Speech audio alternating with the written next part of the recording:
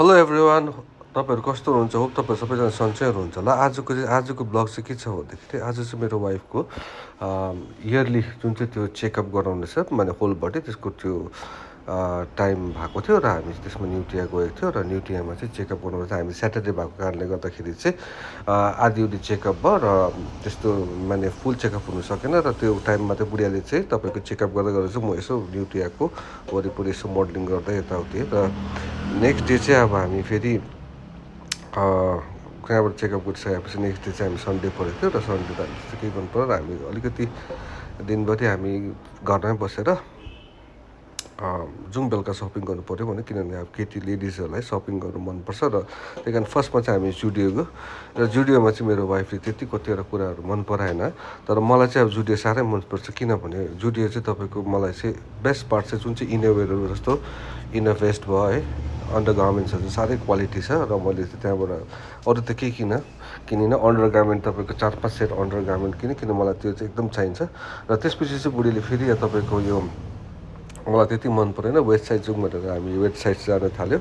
र वेस्ट साइडमा जाने बित्तिकै उहाँको चाहिँ अब एकदम तपाईँको सपिङ स्टार्ट भयो। उहाँको सपिङ चाहिँ कस्तो भन्दा बेसी चाहिँ फ्लावर्सहरू है, मा चाहिँ उहाँले एकदमै रुचि राख्नुहुन्छ र उहाँलाई फ्लावरको भ्रमणहरू गर्नुहुँदैछ उहाँले है। र यसो हेर्दाखेरि चाहिँ अब फ्लावर मलाई मजा लाग्यो, किन यसमा त न पानी हाल्नुपर्छ है, न माटो दिनुपर्ने, गयो ठ्याक्कै राख्यो, नसुक्नेको डर न मर्नेको डर है, एउटा गर्नुभयो। र उहाँले त्यसमा त्यो फ्लावरहरू हेरिसकेपछि चाहिँ त्यो फ्लावर डिपार्टमेन्टमा सकेपछि चाहिँ उहाँले एक दुईवटा आफूको लागि लुगाहरू हेर्नुभयो है, उहाँको लुगाहरू हेऱ्यो, उहाँले इन्जोय गर्नुभयो। अब अभियसली उहाँले इन्जोय गर्नुहुन्छ र त्यसमा चाहिँ मलाई एउटा म पनि के गरौँ भएर मैले एउटा बेल्ट र दुईवटा माने एउटा नर्मल दुईवटा प्यान्ट चाहिँ किनेँ र त्यस किनेपछि चाहिँ फेरि हामी घरमा आयौँ है, अब घरतिर लाग्नु लाग्यो र घरतिर लाग्दा चाहिँ बुढियाले फेरि आजको दिनमा चाहिँ सन्डे हो माछा खाइदिनु भयो। त्यही दिन फेरि रामनवमी के परेको थियो, माछा नपाएको र माछाको हन्टिङमा चाहिँ तपाईँले झन्डै अब हामीले त्यहाँबाट झन्डै अब 9 बजीतिर निक्लेको थियो, माछा खोज्दाखेरि झन्डै 10:30 जस्तो भएको क्या। माछा खोज्छु पाउँदैन फेरि बुढियाले चाहिँ अब जित क्या, माछा खाने एकदम 1 खाने 2 खाने 3 खाने। फाइनल्ली हामीले एउटा दोकानमा माछा पाएर चाहिँ एउटा दोकानमा भन्दाखेरि पनि तपाईँको उहाँ पनि हामी गाडी राखेर झन्डै 10 मिनट जस्तो हिँडेको एउटा हाटमा गएर चाहिँ छेउको हाटमा गएर सामान किनेर र फाइनल्ली भोक लागिरहेको थियो। हामी फ्ल्याटमा जाँदाखेरि फेरि यो गार्डले दैलो खोल्नु ढिलो गरेर रिस उठेर हो, यति डरलाग्दो भोक लागेको थियो अब राति है। युजली म बेलुका त लिँदिनँ, तर अब दिनभरि मैले त्यस्तो केही दिनभरि फ्ल्याटमा बसेको थिएँ। त्यो बस्दाखेरि चाहिँ तपाईँको बेलुका केही खानु मन परेन भन्दाखेरि बेलुका चाहिँ तपाईँको दोष म दिनभरि म खाँदिनँ, आज बेलुका चाहिँ म खान्छु भनेर गएको थिएँ। र फ्ल्याटमा पुग्नु बित्तिकै म चाहिँ फ्रेसन अप हुनु गयो र अब यसो बुढीले के सपिङ गरेछ भनेर, तर छेउकै ग्रोसरी पनि आज हामी बेलुका के ल्याउनुपर्छ बेलुकाको लागि डिनरको लागि ग्रोसरी पनि हामी उठाइहाल्यो है। र बुढिया चाहिँ अब एकदमै बेलुकाको डिनर बनाउनुको लागि र मलाई चाहिँ भने मलाई त भोक लाग्यो किन डिनर गर्नुपर्छ भनेर चाहिँ मलाई अन्डा र स्यालेड बनाइदेऊ न भनेको थिएँ। बुढियाले अन्डा माछा चाहिँ अघिको त्यो माछा हन्टिङ गरेको चाहिँ तपाईँको युजलेस हुँदैन भनेर चाहिँ माछा धुनु थालेँ है। र म चाहिँ फ्रेसन अप भएर अलिकति बसेर मलाई लु न त्यो अन्डा र स्यालेड चाहिँ ल्याइदिइहाल न भनेको थिएँ हो। बुढीहरूले चाहिँ अब अन्डा बनाउनु थाल्यो, अन्डा बनाउनु थालेपछि चाहिँ म चाहिँ टक्क बसेँ।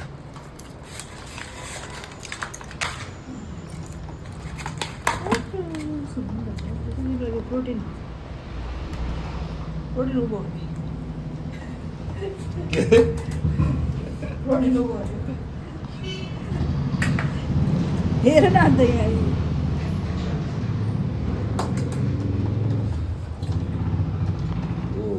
र फाइनली बुढीले ल्याएको अन्डा पनि रेडी भयो। अन्डा चाहिँ अन्डाको पनि हल्ला ज्यादा जस्तो बनाएको छ है, तर पनि केही छैन, मजबुरीका नाम महात्मा गान्धी भने जस्तै। अब फाइनली आए,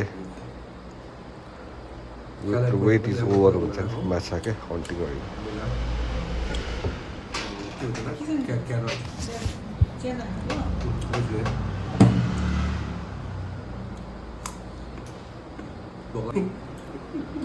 यो माछा बसेको छ नि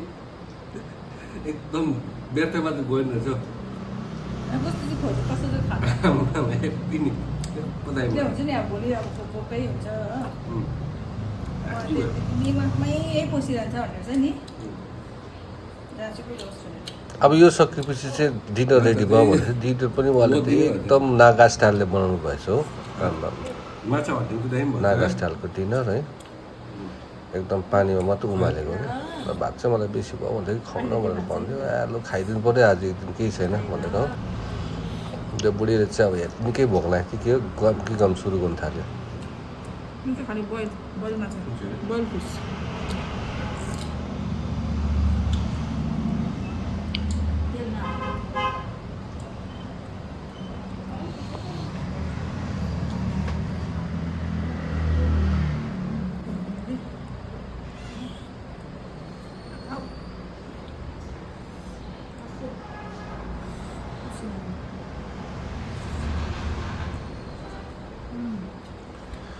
र नेक्स्ट डे चाहिँ तपाईँको हामी डक्टरलाई चेकअपमा फेरि न्युटा गएको थियो न्युटा गइसकेर आएर चाहिँ फेरि उहाँले एकदम ग्रोसरी सपिङ घरको लागि गर्छु भने छेउमा चिप्समा पुरा अफर चाहिँ एक थाक चिप्स किनेर माऱ्यो फेरि हो चिप्सहरू किनेर माऱ्यो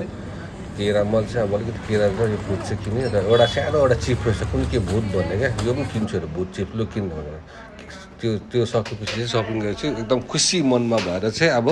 हामी कालिम्पोङतिर लाग्यो है र मेरो सपिङ चाहिँ तपाईँलाई म डिस्क्लोज गर्न चाहँदैछु ल त किन मेरो वाइफले चाहिँ डिस्क्लोज गर्दैन भने कि मैले चाहिँ यो 4टा भेस्ट किनेँ कि मिडियम साइजको त्यो मेरो देखाउनुको रिजन चाहिँ के छ भन्दा नि मलाई चाहिँ पहिला लार्ज लाग्थ्यो कि अहिले चाहिँ मिडियम लाग्यो र छेउमा एउटा परेको ग्लास किनेँ है यो ग्लास चाहिँ तपाईँलाई कस्तो लाग्यो कमेन्ट गरिदिनुहोस् ल र आजको लागि यति नै till then bye bye see you हामी अर्को भिडियोमा भेटौँ ल थ्याङ्क यू